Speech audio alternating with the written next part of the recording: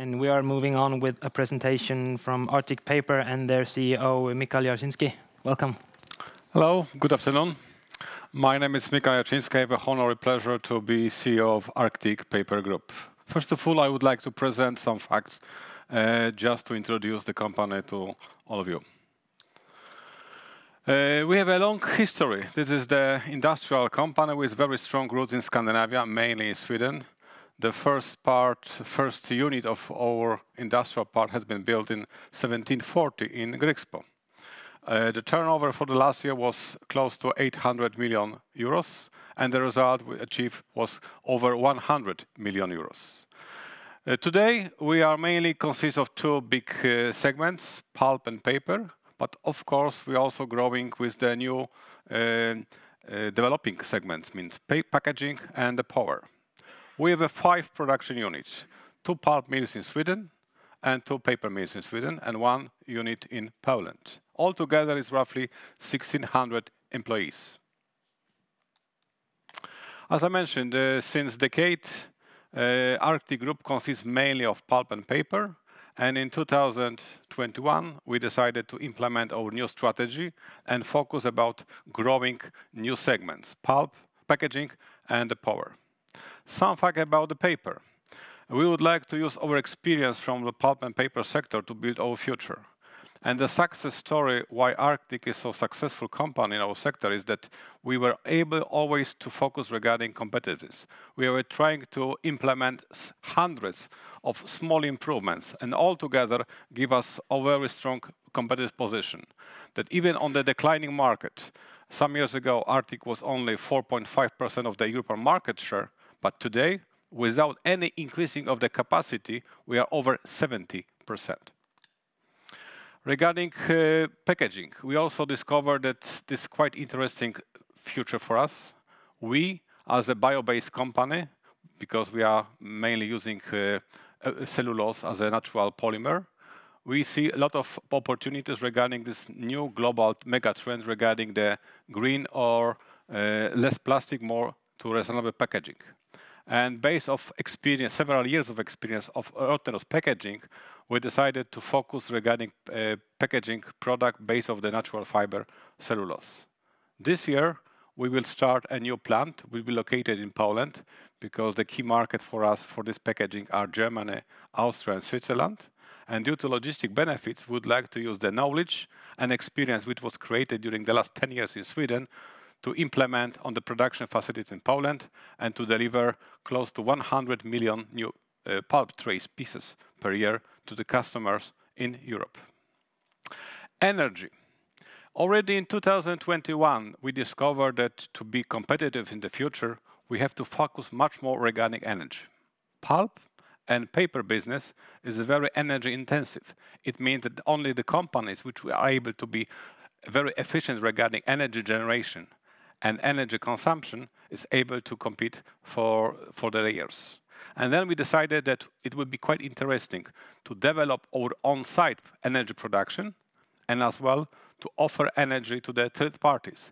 Because based on our analysis, we see that there is a long-term trend that profitability on this energy business will be higher compared to our traditional sector, pulp and paper. Our aim is to focus regarding the green energy. Already we have some units and we have a quite ambitious plan that by 2026 we would like to have close to 25 megawatts of the green energy locally, and by 2030 we would like to achieve close to 80 megawatts. Of course, we are also open for acquisition and we are quite actively looking for the project in Sweden and in Poland. And with this way, we are able to achieve close to 140 megawatts by 2030 year. Our ambitious plan regarding 4P strategy, why 4? Why P? Because pulp, paper, packaging and power is a combination of this segment and we see a lot of synergies between these 4 elements. We have an ambitious plan to invest, to be more competitive, to produce more and to produce more energy, green energy to us.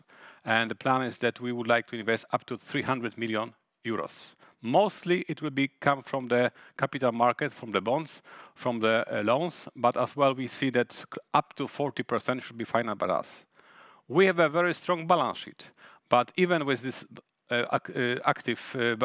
with this very strong balance sheet and with very ambitious investment plan, we would like not to exceed EBITDA to net debt ratio by 3.5. Most of the money we would like to invest on the old traditional sector, pulp and paper, but as well power will be close to 1/3 of the total capex for the next year. Our aim is to achieve the near double EBITDA by 2030, and this EBITDA will be quite stable because our aim is to stabilize the result just to avoid fluctuation, because sometimes it's a good time for paper, sometimes a good time for pulp. But we see that packaging is growing and also energy is quite stable and promising sector. We have 3 production units in paper sectors, 2 in Sweden, 1 in Poland, but we are mostly focusing in Europe. Europe is our home market, and more than 95% of our sales is dedicated for European customers. Our biggest market is Germany. We have a very strong position in the Central Europe due to location of the Polish mill, but as well a very strong producer and seller of the paper in Scandinavia, UK, and France.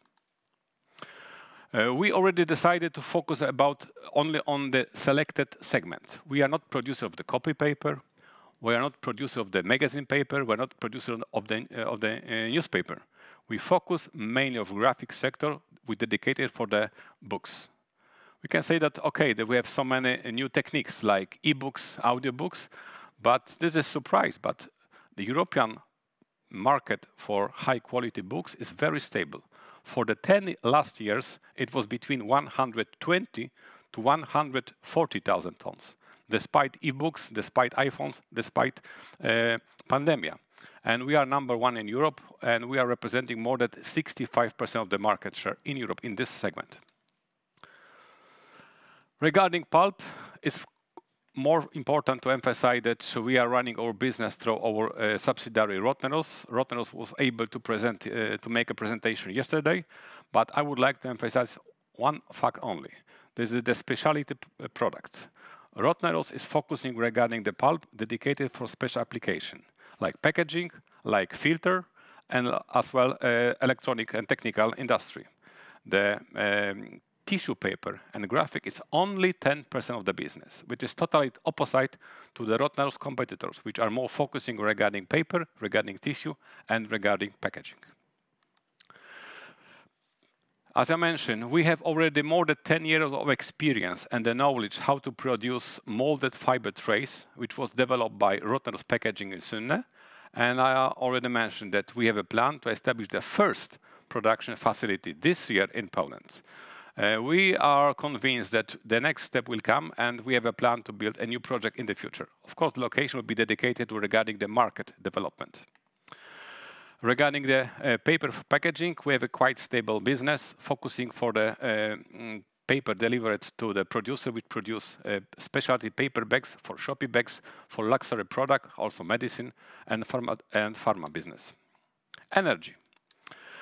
We have experience of different energy sources. In Sweden, we are running on the hydro unit in Munkedal, which is more than 6 megawatts. We have already their installation for incineration of the waste material. Last year we started a project to build a biomass project in Grycksbo to be much more able to produce more energy on site, and as well to open the new production line, because our aim is to produce up to 100,000 tons of pellets, wood pellets, which will be dedicated to the most profitable market, means France and Germany.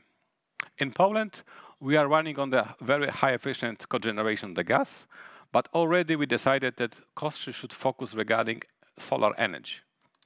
This is the photo which was done a week ago in the Polish facility, and this is shows the project of 70 megawatts installation on site connected to our grid, and this project will be ready by June this year, that we'll be able to use this summer to produce the energy. The next phase will be ready by 2026. It will be additional 8 to 10 megawatts. Some facts, some number about financial performance of Arctic. We have very stable result, despite of fluctuation, despite of global economic turbulences.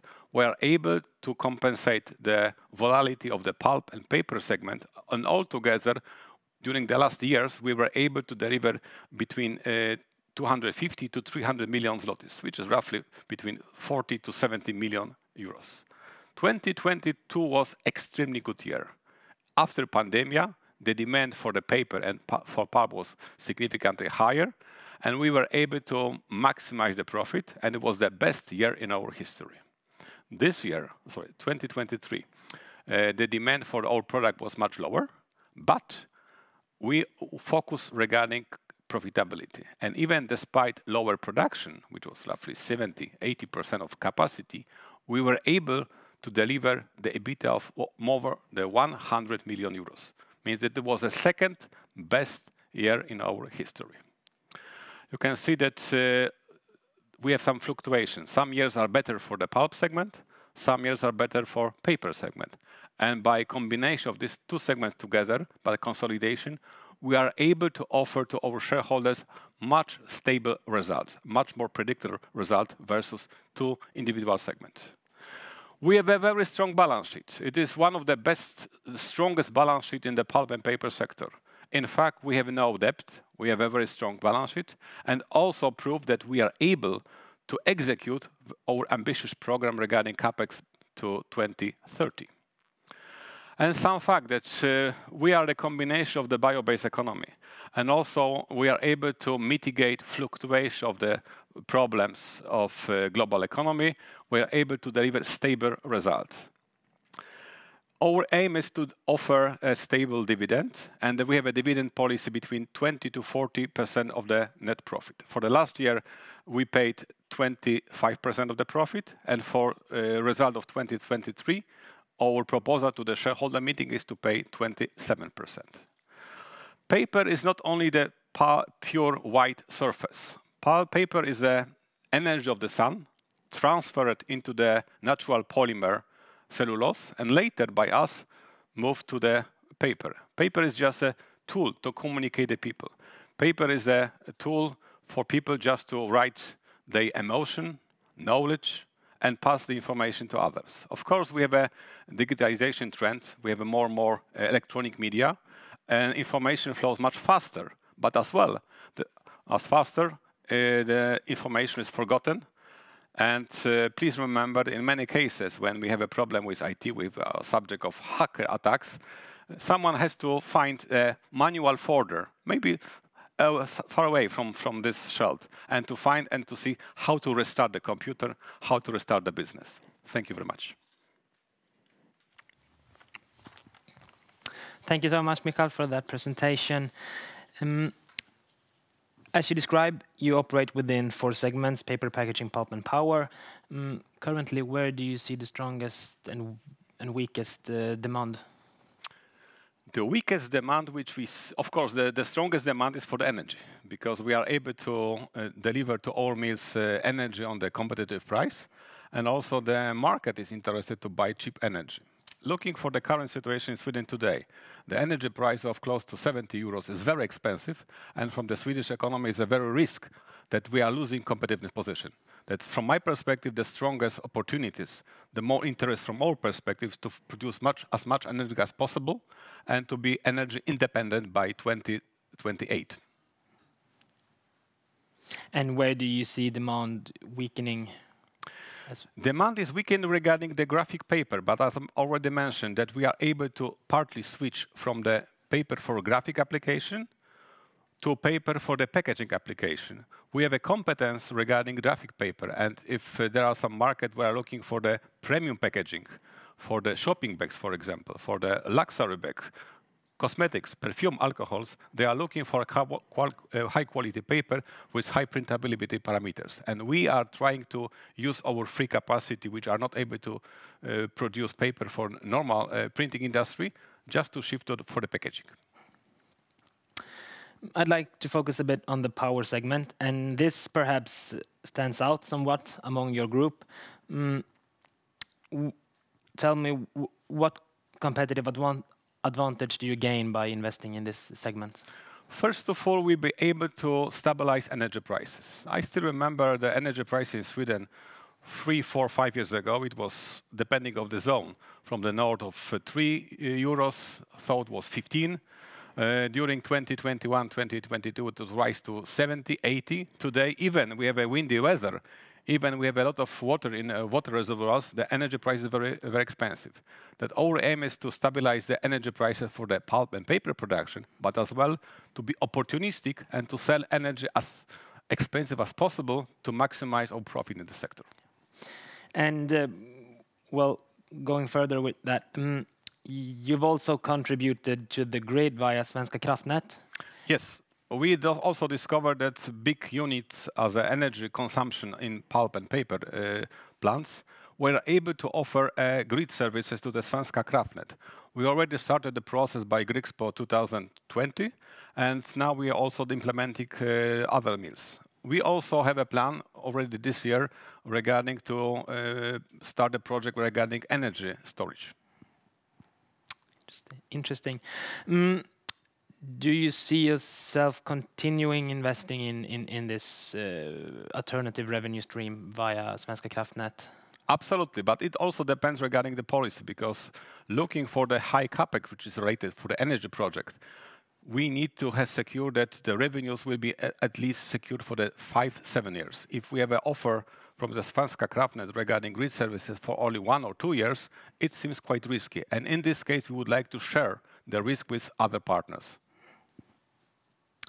And moving on to the paper segment, here you are heavily Europe tilted. Are there any other regions that you would like to, that looks attractive right now?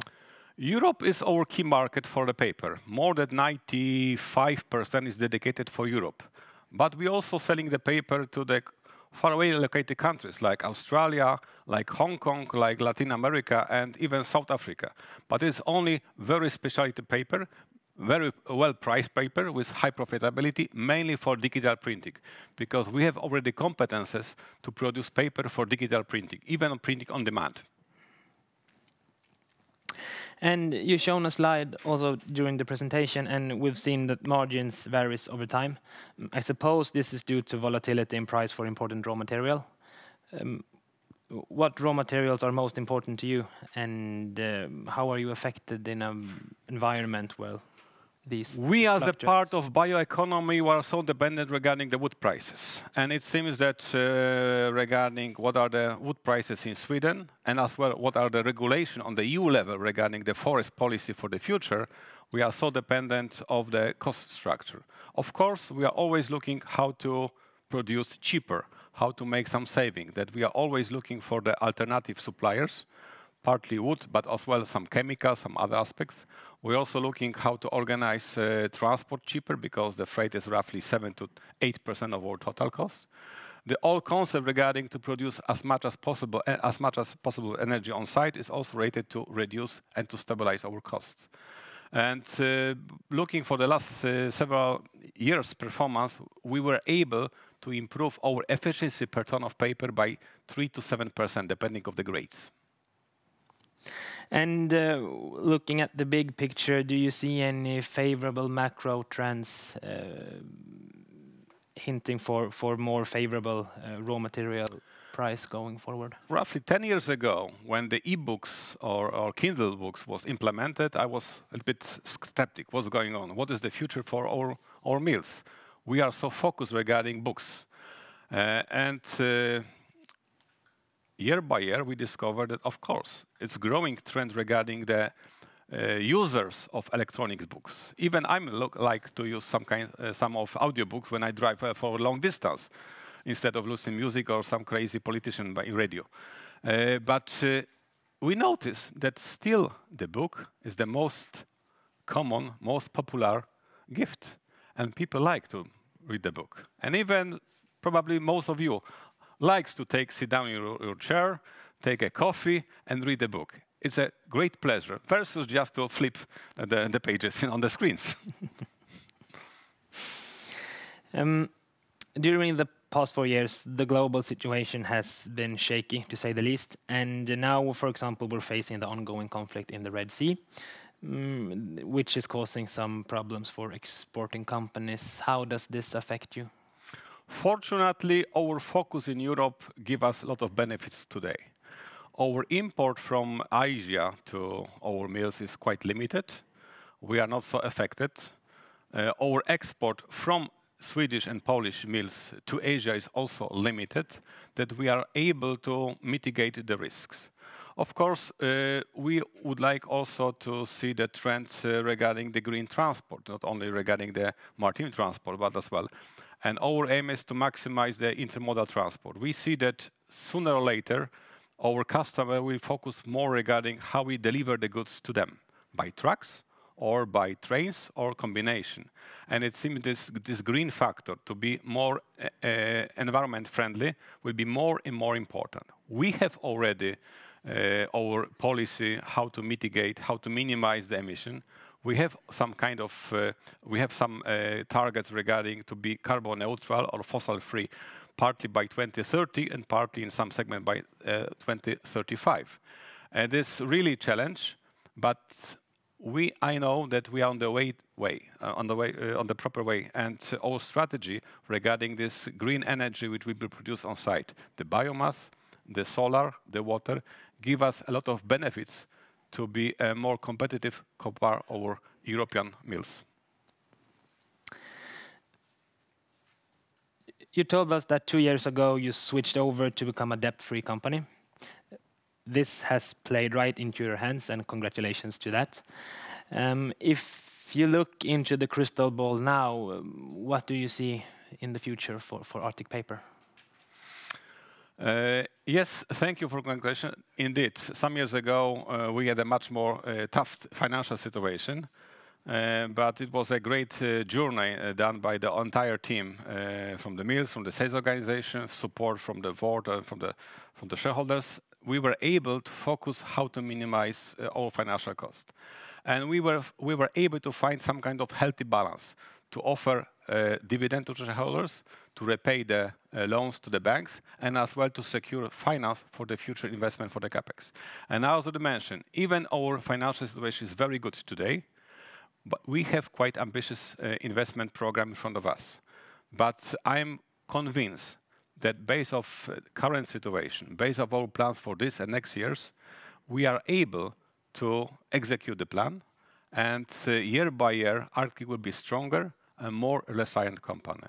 I'm pretty sure that looking for our competitors, and in Europe you have already close to 120, 140 different paper mills, we were able to be always the most competitive, because I think that it's better to invest money to improve our competitive position versus to improve our output. Output sometimes is better, sometimes is worse.